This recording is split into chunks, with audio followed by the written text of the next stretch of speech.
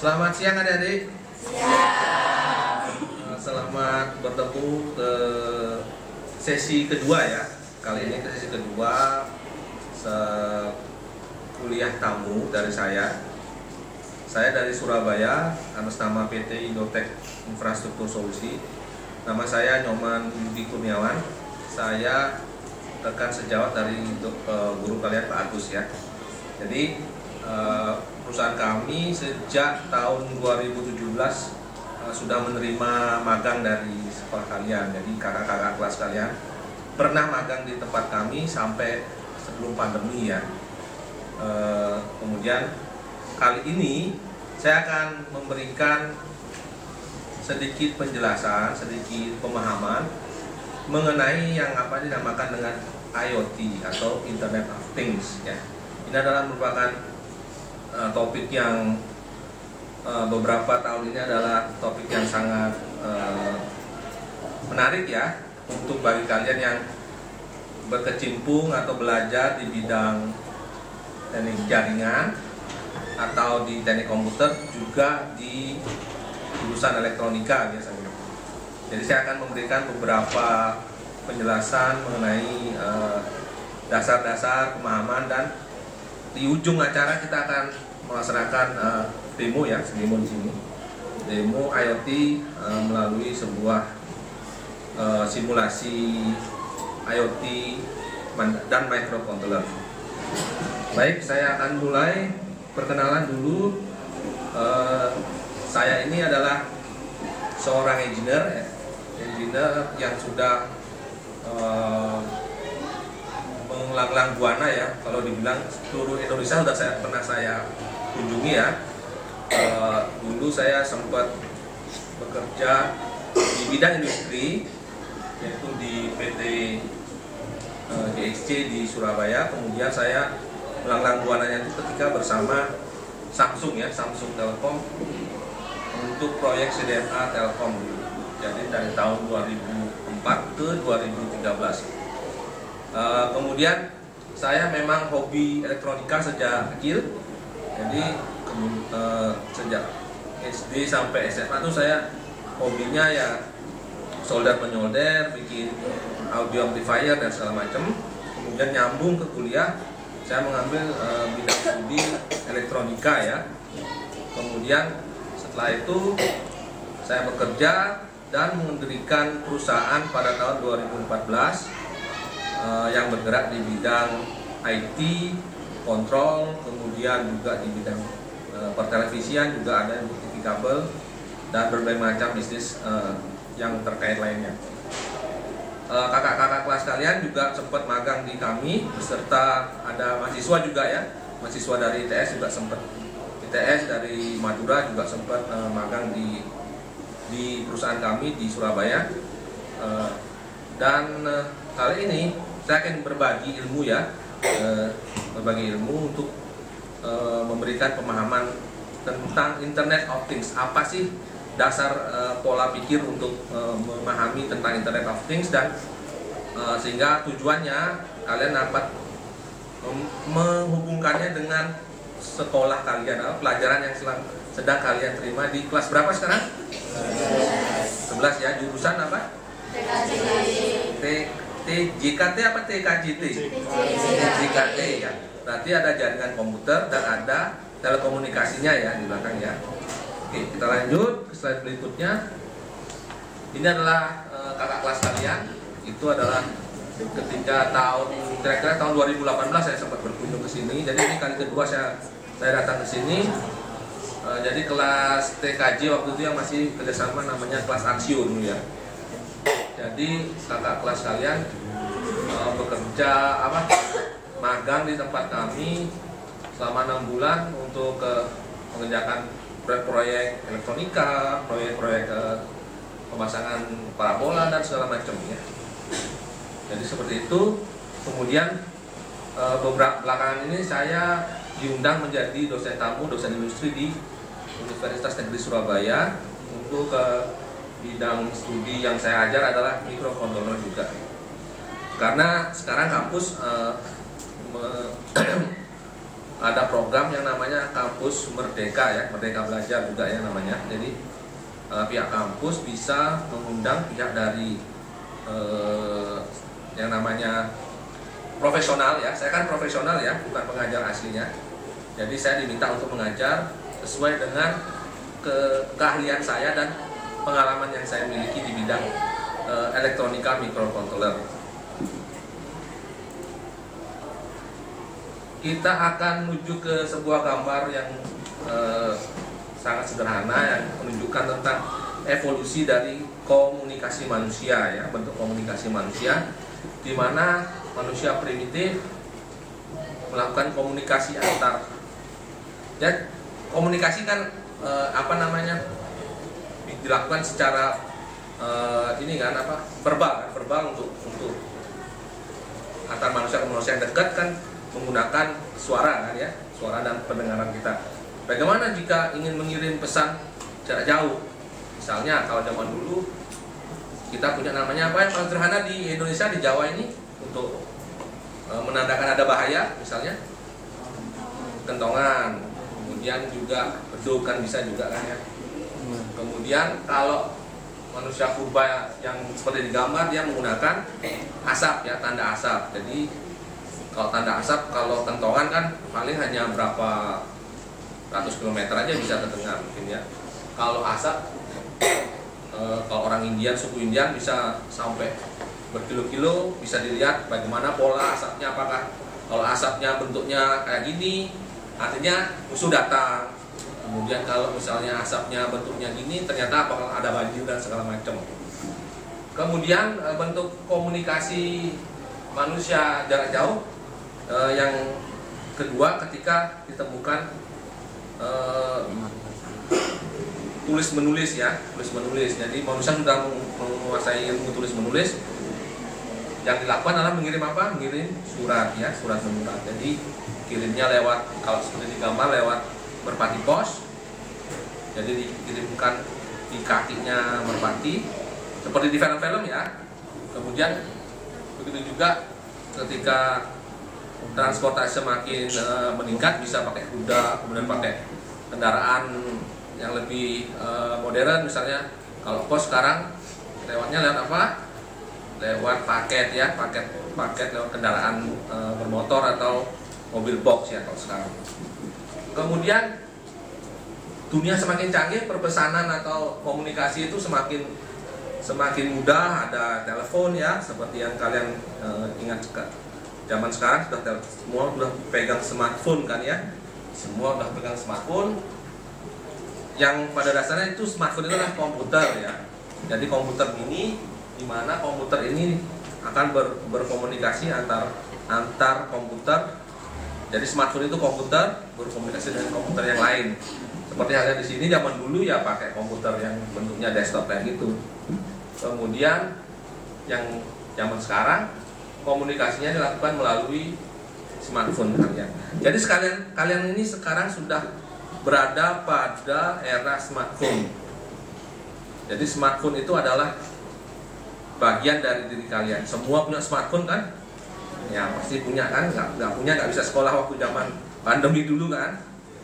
Jadi begitulah kalian ini mengalami juga yang namanya perubahan sosial. Menurut kalian mana yang lebih menarik? Kiri apa kanan? Kiri ya. Masa ini nggak menarik menurut kalian? Ini kalian loh sekarang di kanan ini loh.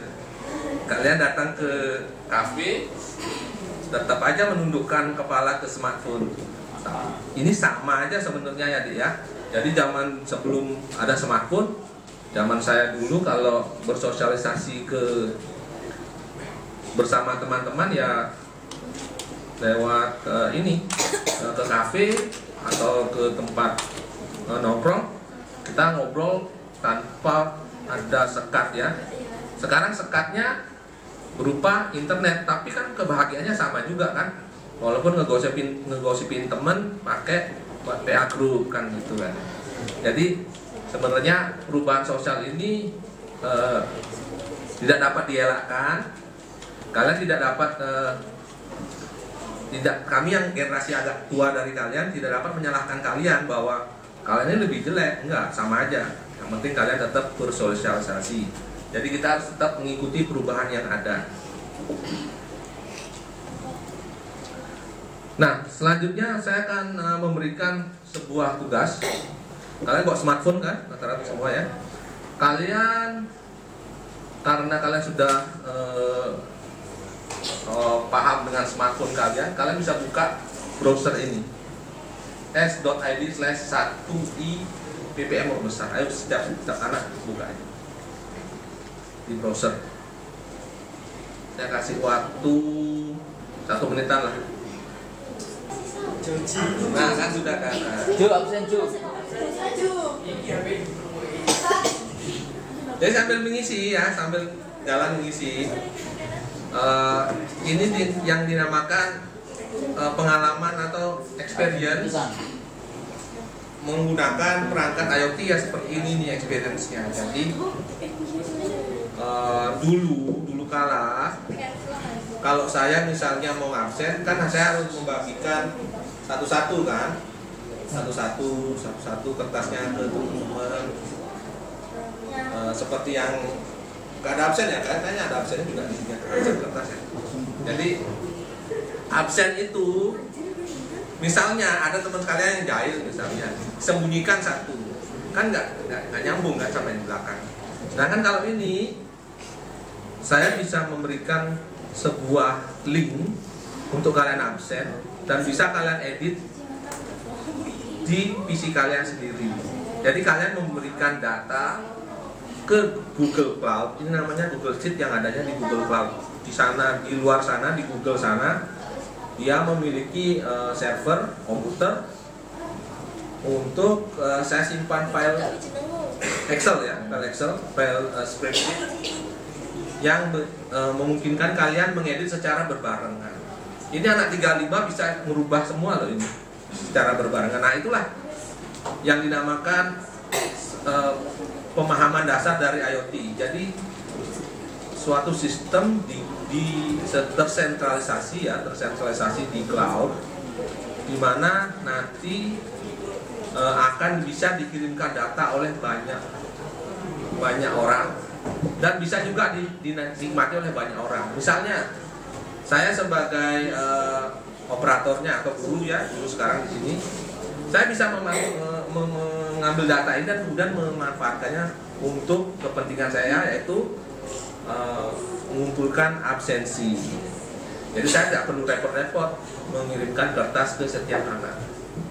Jadi seperti itu ya experience-nya. Jadi kalian bisa lanjut aja mengisinya, jangan lupa mengisi. Jadi kalian itu sudah berada di era smartphone. Jadi salah satu benda IoT yang paling dekat di genggaman kalian adalah smartphone. Di mana dulunya telepon itu nggak ada internetnya, hanya berupa komunikasi suara, ya, komunikasi suara antar jarak jauh antara manusia ke manusia. Jadi seperti itu. Kita lanjut ke contoh IoT yang kedua ya saya. Ada yang punya motor seperti ini, adik-adik? Tidak. Punya motor Yamaha yang ada Bluetooth-nya nggak? Biasanya mau motor-motor sekarang ini sudah ada Bluetooth-nya ya. Ya, ada Bluetooth-nya atau mungkin kalau lihat di iklan-iklan ada yang kayak gini ya. Jadi motor itu sekarang ya, motor yang kelas-kelas menengah ke atas atau kelas premium juga ternyata mempunyai jalur komunikasi wireless ya. Kalau di Yamaha yang saya tampilkan ini MX155 ini mempunyai jalur komunikasi melalui Bluetooth, sehingga Anda yang memiliki motor ini bisa melihat status dari kendaraannya, entah apakah status dari perawatannya, kemudian status kelistrikannya, juga status jadwalnya, harusnya motor kalian waktunya di servis, kalian sudah mendapatkan notifikasi bahwa harus servis, atau mungkin ada kerusakan di dalamnya, misalnya ada pompa bensinnya yang mampet atau segala macam, dan bisa diketahui secara cepat ya melalui aplikasi ini. Inilah dunia kalian sekarang. Salah satu contoh penggunaan IoT yang dekat dengan kalian. Kemudian saya akan tampilkan sebuah video smart home. Ini adalah smart home yang saya ambil dari iklannya si Ariston. Ariston ini adalah produsen water heater ya, pemanas air untuk rumah atau hotel. Saya setel videonya. Jadi ada orang pulang ke rumah, buka pintu pakai smartphone. Kemudian sampai di rumah, semuanya terhubung dengan WiFi. Jadi TV-nya, kamar mandinya pun terhubung dengan WiFi. Itu adalah yang kiri atas itu adalah pemanasnya. Jadi sebelum mandi dia sudah bisa mengaktifkan pemanasnya, sehingga ketika mandi pun sudah terasa hangatnya, tidak perlu menunggu kembali. Jadi saya back dulu ya, back ke saya back dulu. Jadi sampai di sini. Nah, di sini saya stop dulu. Itu ada alat yang namanya smart water heater ya. Pemanas pun sekarang punya WiFi. Jadi dia terhubung dengan WiFi. WiFi ini kita bisa, dengan WiFi ini dan smartphone kita bisa lakukan semacam pengontrolan dari perilaku kita ya. Dia akan tahu bahwa kita sudah akan pulang ke rumah jam 5 sore gitu misalnya. Saya misalnya pekerja kantoran, pulang kerja jam 5 sore. Jadi ya, apa yang dilakukan oleh Ariston? Pemanasnya ini akan memanaskan water heaternya 5 menit sebelum saya sampai di rumah. Jadi sudah sampai di rumah, saya sudah mendapatkan airnya sudah hangat, saya siap untuk mandi. Apa yang didapatkan, keuntungan yang didapatkan oleh scheduling kayak itu? Ada yang bisa menjawab tanya saya? Dengan scheduling, atau dia tahu bahwa pola saya pulang ke rumah itu jam segini gitu. Secara otomatis dia tahu. Oh, dia kalau hari Senin pulangnya jam segini, kalau hari Selasa pulangnya jam segini. Apa yang didapatkan keuntungannya? Tepat waktu ya, betul. Kita jadi cepat merasakan ya, tanpa menunggu panas dulu. Misalnya pemanasnya harus setengah jam dulu kan gitu. Dan kita sampai di rumah langsung dapat air panas. Yang kedua, yang lebih penting, ada yang tahu nggak? Efektif. Ya? Efektif. Efisien. Jadi efisiensi listrik ya. Kalau misalnya heaternya dinyalakan terus kan, ya ready terus air panasnya kan, ready terus 24 jam ya, ready terus air panasnya. Kita nggak perlu nunggu. Tapi tagihan listriknya akan naik kan. Ya dengan secara smart home ini, maka listriknya dapat dikurangi penggunaannya karena hanya nyala ketika dibutuhkan. Jadi itu salah satu tujuan dari IoT, mempermudah hidup manusia, juga menghemat dari penggunaan bahan bakar, listrik dan sebagainya. Itu pengertiannya IoT, salah satu keuntungan dari IoT nantinya. Kemudian saya akan meloncat ke perbandingan kecepatan wireless ya, jadi jaringan telepon kalian. Saya hidupnya itu mulai mengetahui handphone atau cellphone ya, kalau di luar negeri namakan, yaitu dari 2G ya, 2G. Jadi tahun 2000-an itu saya mulai sudah punya handphone 2G. Itu nggak ada data koneksinya sama sekali. Kalau yang punya pun harus HP yang kelas agak tinggi ya, komunikasinya hanya lewat teks. Jadi kecepatan yang dicapai waktu zaman 2G itu hanya 64 kB per second. Itu nggak bisa nyetel YouTube adik-adik kalau zaman segini. Jadi hanya bisa buat streaming audio aja. waktu itu. Jadi dengerin lagu itu maksimum ya. Kemudian setelah era 3G muncul, maka bisa mulai streaming video. Jadi udah mulai streaming video. Kemudian setelah 4G, Anda sudah mulai live streaming ya. Udah mulai bisa live IG, udah mulai lewat para gamers sudah mulai bisa streaming ini ya, apa mabar kan gitu kan, sudah bisa ya menggunakan 4G. Jadi kecepatan koneksi data ini sangat ditentukan, sangat diperlukan untuk aplikasi-aplikasi yang boros bandwidth ya. Aplikasi boros bandwidth contohnya TikTok itu boros bandwidth juga. Kemudian kalau kalian ke warkop ngapain, ayo warkop? Main game ya, oke, itu boros bandwidth, bener-bener boros bandwidth. Kemudian juga nonton YouTube, nonton video, nonton sinetron di Disney Plus kan, itu kan sekarang kan TV kan semua larinya ke OTT ya, ke TV-TV kayak Netflix, Disney Plus dan segala macam. Jadi kalau kalian nonton drakor itu sangat boros bandwidth ya tentunya. Jadi aplikasi-aplikasi yang boros bandwidth ini ternyata berbanding terbalik dengan yang tadi IoT saya ceritakan.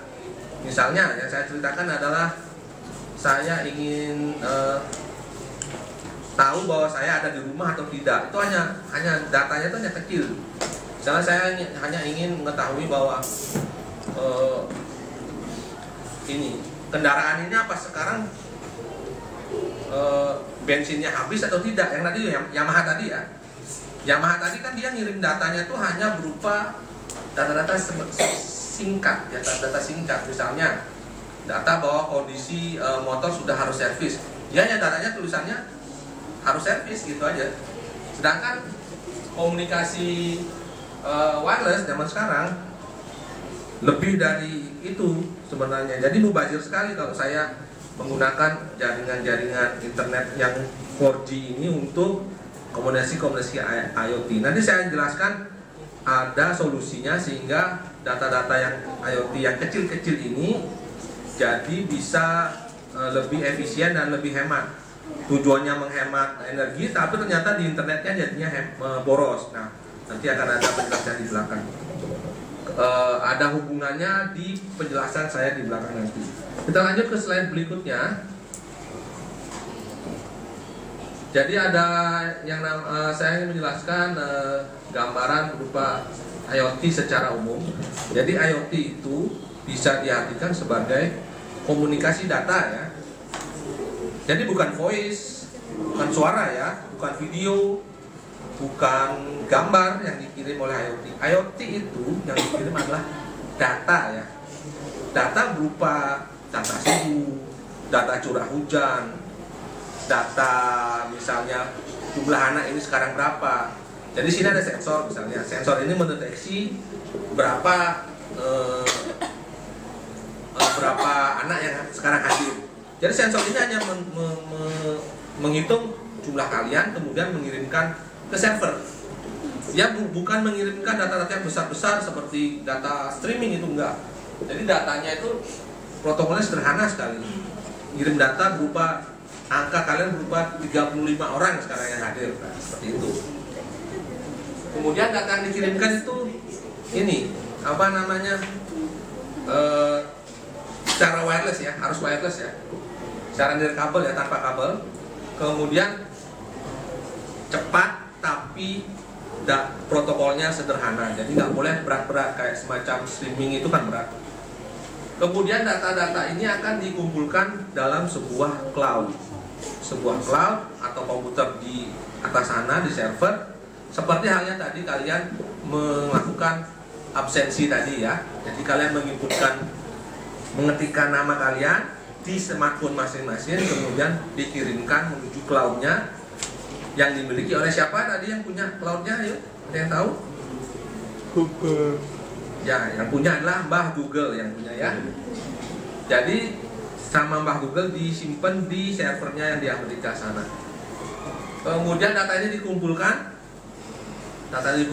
kemudian dicek absensi tadi dikumpulkan. Nah, kemudian saya atau guru kalian sebagai pengguna akan melakukan analisa dan melakukan penghitungan bahwa ternyata anak yang hadir sekarang 35. Oke, saya tulis di laporan ke kepala sekolah bahwa yang hadir kelasnya Pak Nyoman sekarang 35 orang. Nah, saya nggak perlu ngapa-ngapain, nggak perlu menyebarkan tanda tangan ke kalian karena kalian ini sudah menginputkan tadi dan dimasukkan ke dalam cloud ya. Jadi seperti itu secara umum komunikasi datanya sederhana, disimpan di cloud, diolah datanya sehingga menimbulkan output yang diinginkan.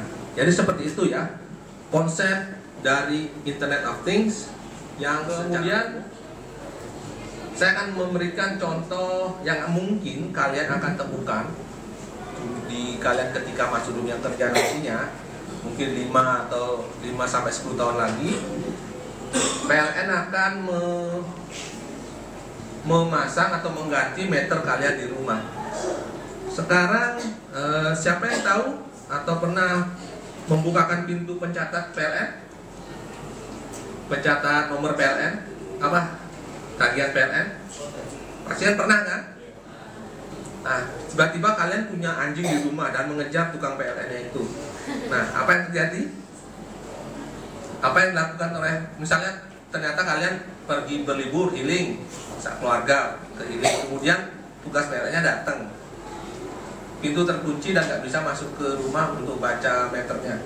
Apa yang terjadi? Ada yang pernah mengalami hal ini?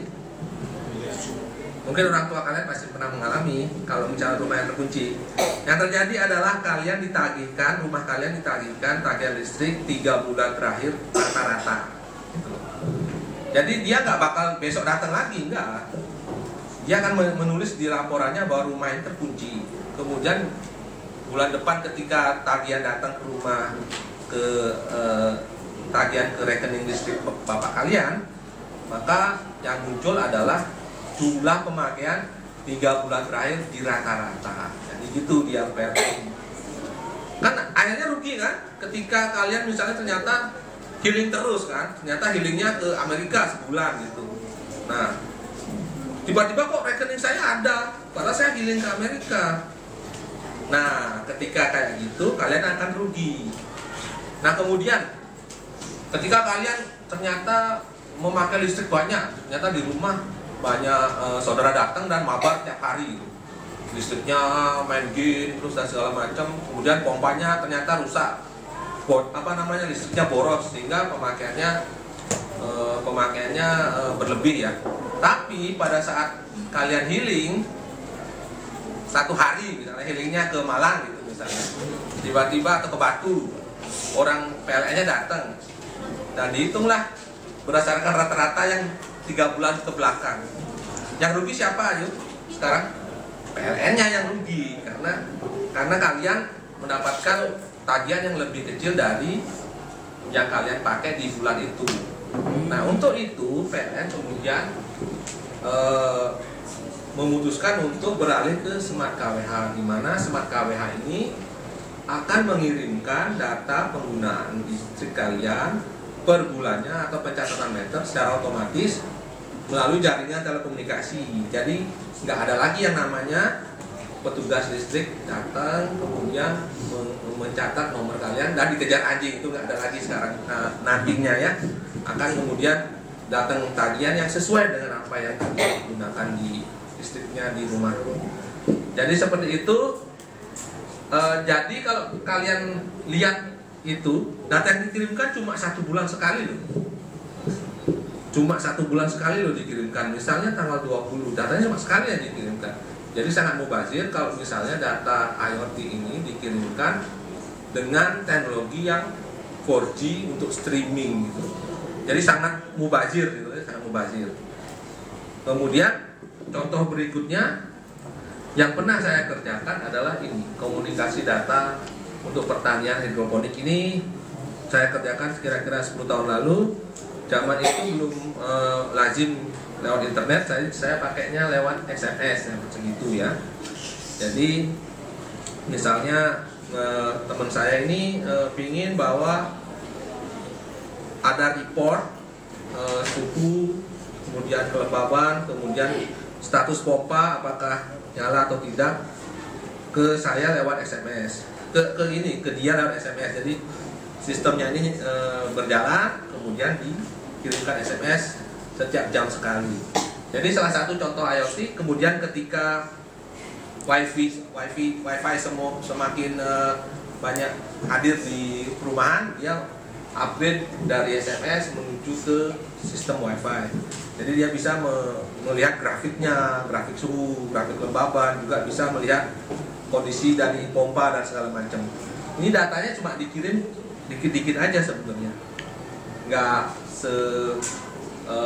besar kalau misalnya kita streaming ada CCTV misalnya di hidroponik itu sebenarnya nggak perlu kalau misalnya hanya untuk kontrol untuk suhu dan kelembaban. Kalau yang sekarang pernah dibuat oleh e-fishery, tahu e-fishery? Ada yang pernah dengar nggak? Ini punya Telkomsel itu. Jadi e-fishery itu alat sensornya adalah sensor suara. Kenapa sensor suara? Untuk mendeteksi ikannya lapar atau tidak. Jadi ditambak. Ada yang tahu nggak? Ikan lapar itu ditambak tuh perilakunya gimana? Ikan, udang? Kurang tahu, Pak. Kalau ikan itu biasanya kalau lapar dia akan mengambang, ya, mengambang dan loncat biasanya, loncat-loncat. Nah, loncat-loncat itu kan menimbulkan suara di air kan, suara di air. Nah, suara inilah yang akhirnya kemudian dideteksi oleh sebuah sensor dan dikirimkan ke sistem, dan sistem ini tingkat laparnya, maksudnya sekarang laparnya cuma 20% dari populasi. Oke, diberikanlah makanan sesuai dengan 20% tadi. Apa bedanya ketika kita pakai tenaga manusia? Ada yang tahu?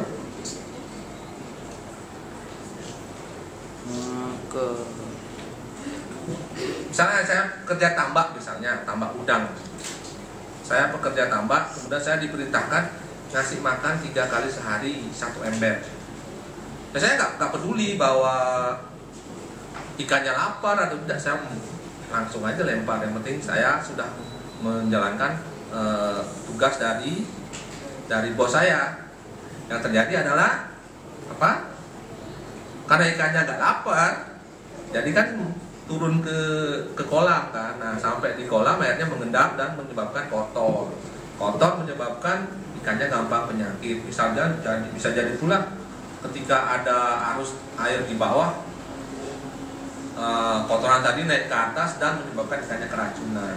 Nah, sedangkan ketika kita pakai sistem IoT, yang terjadi gimana? Enggak. Ya, karena makanannya sesuai dengan kebutuhan si ikan, jadi tidak mubazir. Satu, efisien ya, efisiensi pangannya ya. Kemudian yang kedua, ikannya akan terhindar dari penyakit akibat dari sampah tadi, sampah ikan, sampah makanan yang tidak termakan. Jadi seperti itulah contoh-contoh dari pemanfaatan IoT. Kasus-kasusnya hanya kasus-kasus yang di sekitaran rumah Anda aja banyak sebenarnya yang bisa dikerjakan. Tidak perlu berpikir jauh-jauh ya, hanya sederhana-sederhana saja. Baik, kita akan sedikit teknis ya, teknis bahwa ada yang namanya piramida IoT ya. Jadi ada piramida IoT di mana IoT ini memiliki 4 buah tingkatan, di mana paling bawah adalah data ya, data suhu, data kelembaban, data debu ya. Jadi nanti kita akan demokan data debu nanti, namanya PM25 namanya. Kemudian ada lokasi GPS ya, GPS misalnya dipasang di sebuah angkot atau bus ya.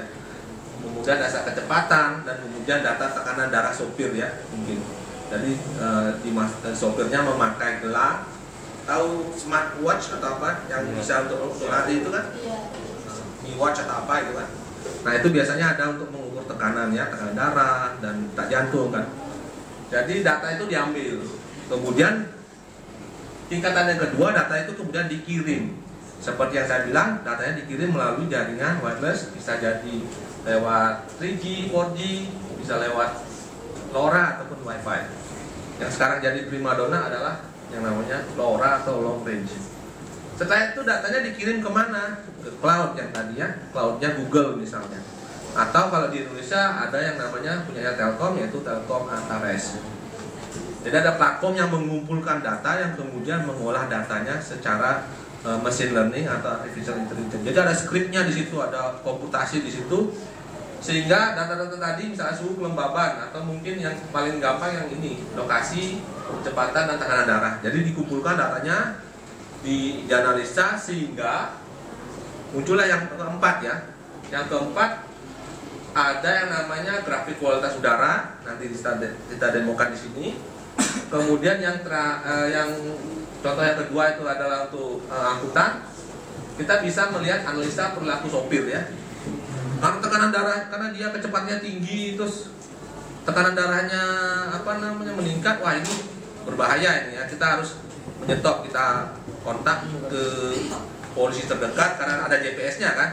Jadi ada GPS, kontak lokasi polisi terdekat, langsung kita suruh untuk menyetop bus tadi.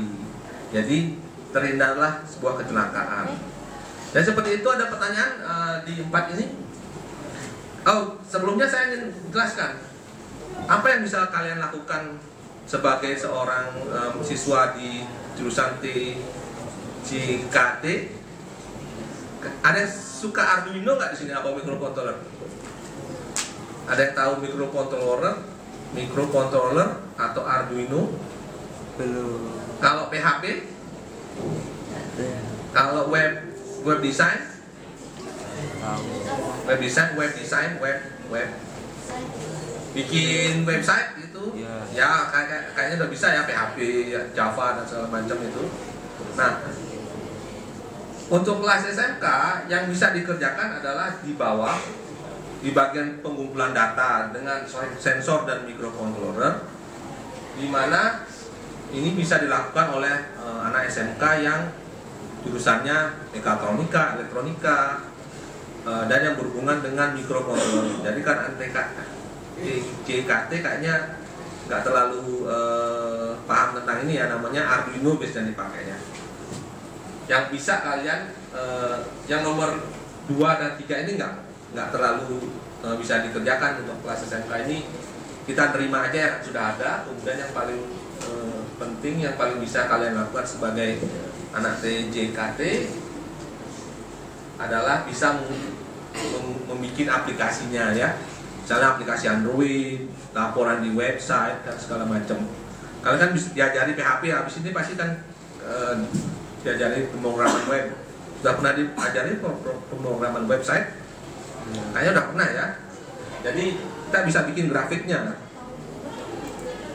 Kalau anak elektronika ya ini ketemunya, jadi membaca sensor, membuat codingnya, kemudian mengirimnya lewat Wi-Fi. Nah ini anak SMK yang jurusan ini elektronika, mekatronika. Nah ini kalau anak TKT ya ini adalah peta Geographic Information System GIS ya. Ini GIS dari sebuah website yang saya ambil, yaitu BMKG, yang menunjukkan peta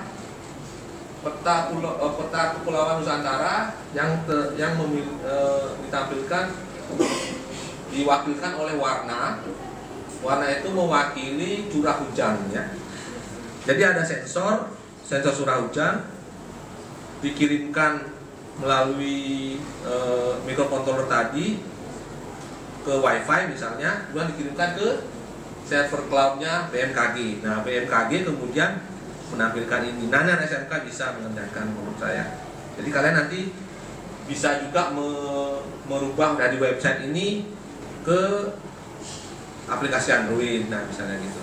Nanti saya tunjukkan di demo. Kemudian saya menjelaskan konektivitas. Jadi tadi kan apa yang bisa dilakukan oleh anak-anak SMK. Kemudian saya akan menjelaskan secara singkat tentang konektivitas dari IoT, di mana dia harus wireless dan ini ringan ya. Kalau yang kita bisa temukan sekarang yang paling umum digunakan ya lewat jalur GSM ya, 4G kayak gitu. Tapi itu sangat tidak murah ya, tidak murah, jadi agak mahal. Dan nanti kita akan ketemui adalah namanya LPWA atau Low Power Wireless Access yang kemudian kita namakan sebagai LoRa. Nanti suatu hari kalian akan ketemu tentang KWH meter berbasis LoRa, nanti ketemu nanti.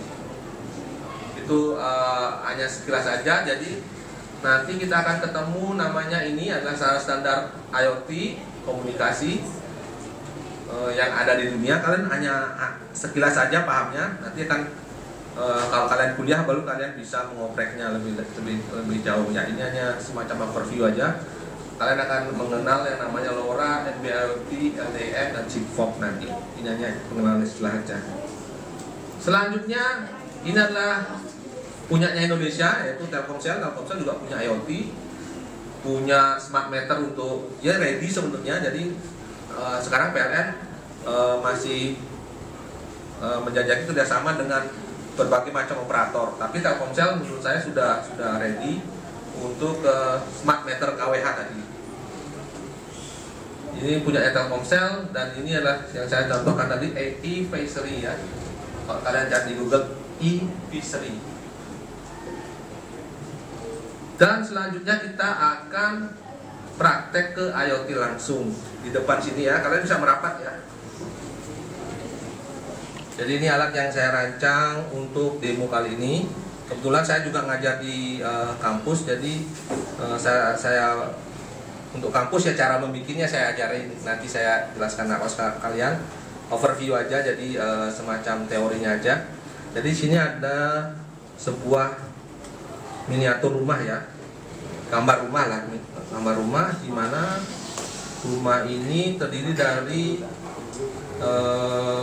beberapa input dan output ya. Jadi outputnya itu berupa lampu ya, ini lampu ya, lampu, kemudian ada kipas ya, kipas. Kemudian inputnya, masukannya ada ini TV ya, TV. Saya ingin tahu bahwa TV saya nyala atau tidak, anak saya nonton TV atau tidak. Kemudian juga saya ingin tahu kualitas udara di rumah saya. Jadi saya pasang di dekat ventilasinya. Jadi pertama yang saya lakukan adalah saya bisa memonitor suhunya. Jadi ini ada sensor suhu. Ini sensor suhu.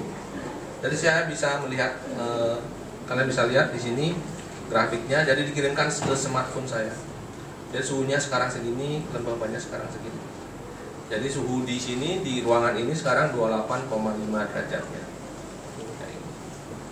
Ini lewat cloud ini ya. Ini hubungannya WiFi ya. Ini rumah ini kirim ke WiFi, saya pakai modem ini. Saya pakai modem ini ya. Jadi saya anggap rumah saya ada WiFi-nya gitu. Jadi rumahnya kita manfaatkan aja koneksi yang tersedia. Kemudian saya ingin menghidupkan lampu. Sini tombol lampu ya. Saya nyalakan aja, nyala kan gitu. Secara wireless saya bisa lakukan. Ini nggak terhubung langsung sini ya. Ini harus ke internet dulu, baru terhubung. Saya ingin matikan ya.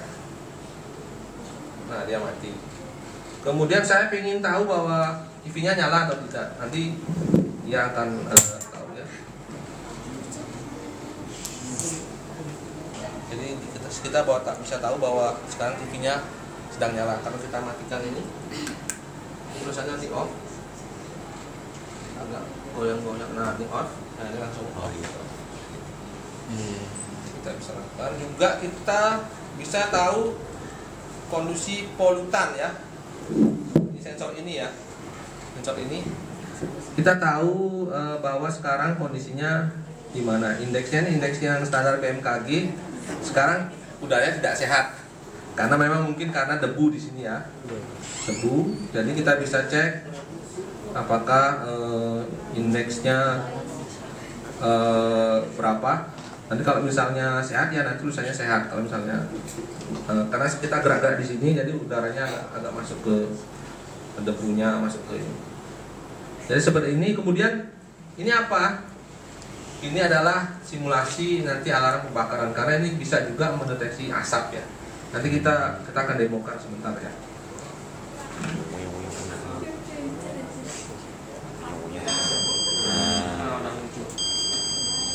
Dia muncul alarm kebakaran. Jadi tingkatnya kan sudah sangat buruk kan tingkatnya. Iya. Sangat buruk, saya bisa matikan dulu.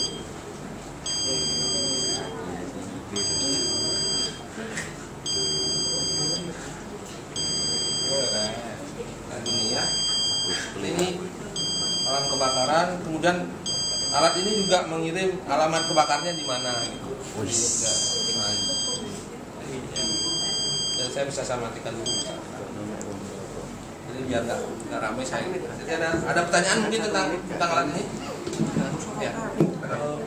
Untuk aplikasinya itu bagaimana? Jadi aplikasi ini saya gunakan namanya IoT MQTT Panel, sudah ada di Play Store. Tinggal pakai aja sebenarnya. Jadi sebenarnya banyak platform-platform gratis yang sudah menyediakan aplikasi.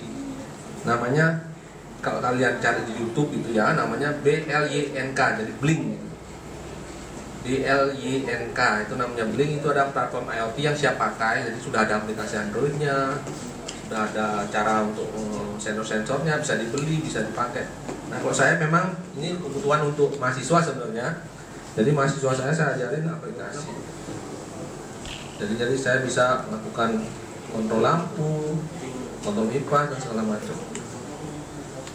Bisa melihat kualitas udara. Jadi seperti itu. Ada pertanyaan lagi? Silakan. Ada yang cewek silakan. Kalau ada pertanyaan, Pak, ya. itu sudah bisa dihitung nggak? Maksudnya di zaman sekarang, teknologi itu sudah mulai dikembangkan di Indonesia nggak? Sudah dikembangkan, sudah dipakai. Jadi sensor ini adalah sensor PM25 namanya. Sensor PM25 ini sensor standarnya BMKG ya. Kalau kalian cari di BMKG atau di googling aja gini, grafik BMKG PM25, nanti keluar kota Kediri itu kondisinya gimana. Jadi ini sensor untuk melihat debu ya. Debu yang di bawah ukurannya 2,5 mikron. Jadi debu kecil itu. Jadi kalau debunya besar-besar, dia bakal terdeteksi, kemudian akan diperlihatkan berapa volumenya, volume debunya kayak apa. Misalnya kalau ini dimasukkan knalpot motor ya dia sangat kayak tadi kan asap kita masukkan dia langsung naik. Kalau sekarang kita bisa lihat ya agak rendah sekarang. Tapi memang kondisinya di sini memang berdebu ya, ininya kelasnya. Jadi kondisi dari tadi pagi pun selalu tidak sehat ya, tidak sehat di sini. Begitu. Jadi ini sudah bisa dipakai. Kalau di luar negeri sudah ada semua. Jadi ini ya, ini secara WiFi ya. Ini kita anggap ini jauh ya, ini jauh ya. Saya taruh di dimanapun asal ada WiFi-nya ini bisa nyambung. Bisa. Jadi ini misalnya di rumah saya itu di pemadam kebakaran ya, bisa. Jadi bisa dihidupkan alarmnya. Nah ini kan alarmnya bisa. Juga bisa juga kita ngontrol keterangan lampu misalnya. Nah lampunya ini paling terang ya, kita selokan. Nah ini apa gunanya? Ada yang tahu? Lampu jalan misalnya kalau nyala terus tapi nggak ada orangnya berguna apa tidak? Tidak kan? Ya berarti di situ harus dipasang sensor untuk menghitung orangnya ada berapa ya sekarang yang ada sekarang di sana. Jadi ketika misalnya orangnya nggak ada, ya lampunya redup aja. Jadi ketika misalnya orangnya banyak, mobilnya banyak, ya udah di full maksimum kayak gitu. Jadi bisa misalnya ketika ini ada sensor ya dimaksimumkan kayak gitu. Kemudian ketika dislowkan ya, sampai itu. Itulah konsep-konsep sederhana sebenarnya dari IoT. Bukan hal-hal yang susah ya dipikir. Mungkin di sisi ininya susah, tapi kalian nggak perlu juga sampai nyoldernya sampai ininya. Yang penting tahu bahwa konsepnya. Jadi saya tahu konsepnya kayak gini. Nanti misalnya kalian kerjasama. Sekarang dibutuhkan kerjasama ya. Kerjasama misalnya dengan produsen. Ini sudah ada yang di kota, sudah ada punya SAP itu sudah ada.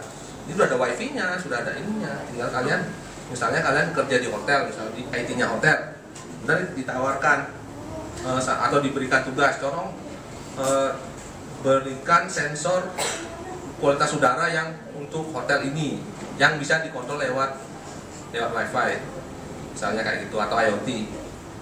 Kalian jangan berpikir kalian akan nyolder kayak gini. Kalian cari aja salesnya, alat-alat ini sudah ada, tinggal beli. Kalian kan tahu cara berpikirnya aja, bukan sampai waduh ketika ketemu Pak Nyoman IoT harus nyolder kayak gini, kabelnya banyak, ribet. Jangan berpikir kayak itu.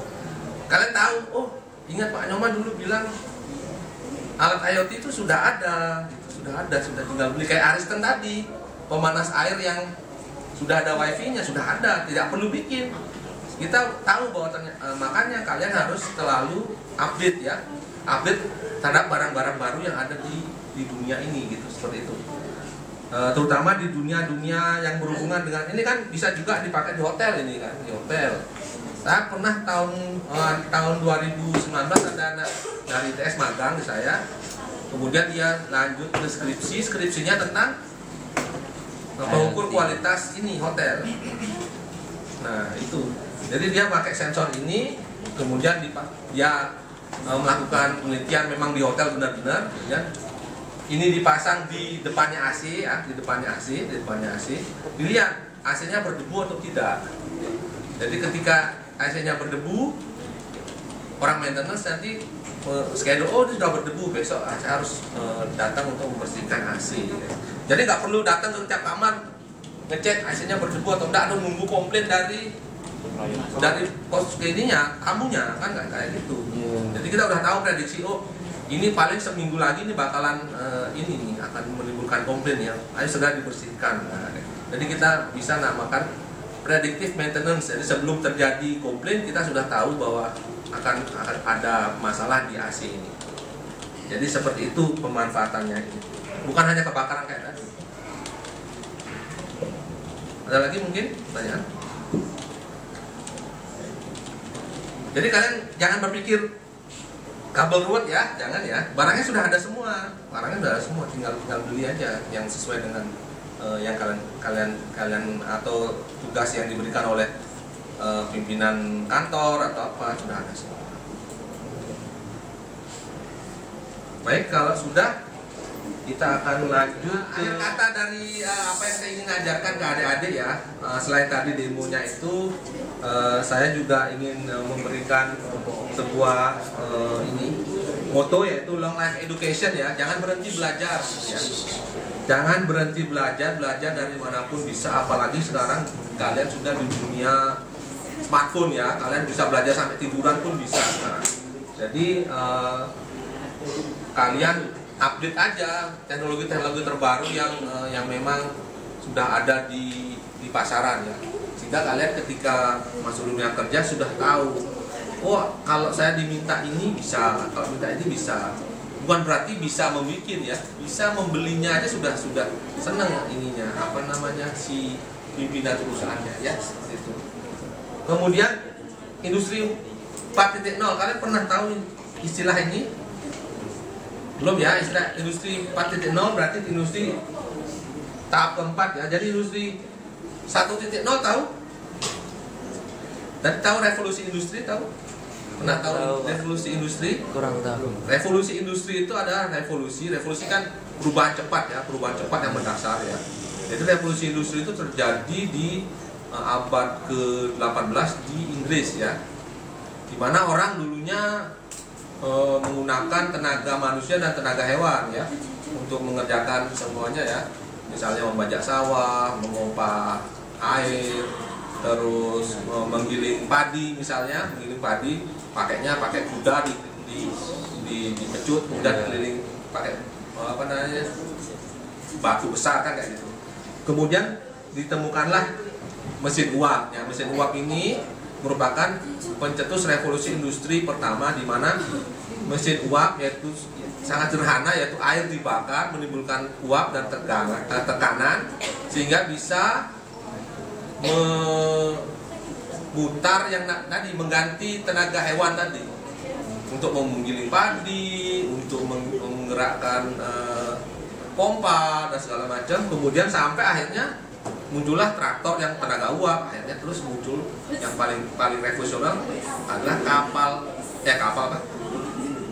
kereta api uap. Nah, itu menyebabkan industri besar-besaran dapat pengiriman barang dari satu titik ke titik lain sangat cepat dengan menggunakan tenaga uap.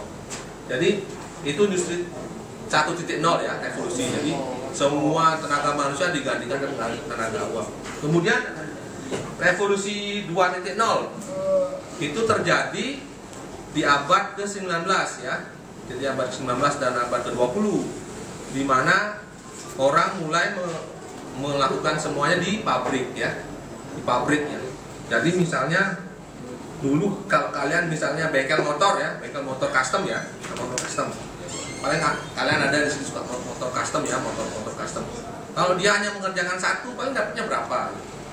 Mengerjakan satu motor custom itu, atau mungkin sepeda ini ya, sepeda angin ya, mungkin sepeda satu dilas dan segala macam. Tapi kalau itu dilakukan secara massal ya, secara metode industri ya, dikerjakan satu hari 1000 sepeda dengan bermacam orang, walaupun gajinya banyak, tapi karena jumlahnya banyak, akhirnya yang didapatkan adalah efisiensi. Efisiensi ini menyebabkan banyaklah pabrik-pabrik yang meniru model industri yang diciptakan oleh Ford di Amerika. Jadi mulailah industri menggunakan jalur berjalan, itu namanya conveyor ini berjalan. Jadi para wanita berderet di sana untuk mengerjakan mesin dari ujung cuma blok mesin kosong sampai di sana sudah jadi mesin lengkap kayak gitu lah. Kemudian revolusi 3.0 adalah ketika manusianya diganti oleh apa? Kontrol dari robot ya, kontrol ya. Misalnya dulu yang ngelas itu orang, sekarang ngelasnya seperti kalian lihat di TV-TV itu kan robot yang ngelas. Kemudian semakin dimudahkan ya dengan komputer-komputer yang ada di industri ya. Itu revolusi 3.0 terjadi sekitar tahun 70-an ya. Komputer mulai dan kontrol mulai di Jepang terutama sangat karena di Jepang tenaga kerjanya nggak terlalu banyak, jadi yang digunakan adalah robot ya. Nah, 4.0 adalah ketika IoT ini muncul, jadi semuanya terkoneksi, semuanya terkoneksi oleh internet. Jadi seperti kalian menyangka tidak ketika tahun 2020 kalian sekolah harus lewat rumah, dari rumah? Gak ada yang menyangka kan? Nah, itulah dia revolusi 4.0, Anda dipaksa untuk melakukan semuanya lewat rumah. Begitu juga dengan teknologi atau industri juga seperti itu. Industri manufacture atau apa bisa dilakukan dari rumah. Misalnya saya butuh pabrik A misalnya butuh desain mur, misalnya saya butuh mur yang ukurannya segini. Saya bisa lakukan di rumah sekarang dengan apa? IT. Salah, printer 3D. Nah, printer 3D itu namanya revolusi 4.0 juga. Misalnya saya butuh baling-baling drone. Baling-baling drone, ternyata baling-baling drone ini harus dipesan ke Cina karena nggak ada. Nah, saya sekarang di Bandung pun bisa pesen ini langsung karena di print lewat 3D printing. Jadi sekarang bisa dilakukan di rumah. Itulah revolusi internet, evolusi industri 4.0 yang memanfaatkan kekuatan internet untuk melakukan pekerjaan dari manapun. Jadi seperti itu, saya harap adik-adik di sini semakin paham, semakin sadar bahwa nanti kalian ketika masuk dunia kerja ketemunya itu. Jadi harus semangat belajar terus. Baik, seperti itu. Ada pertanyaan mungkin adik-adik, silakan.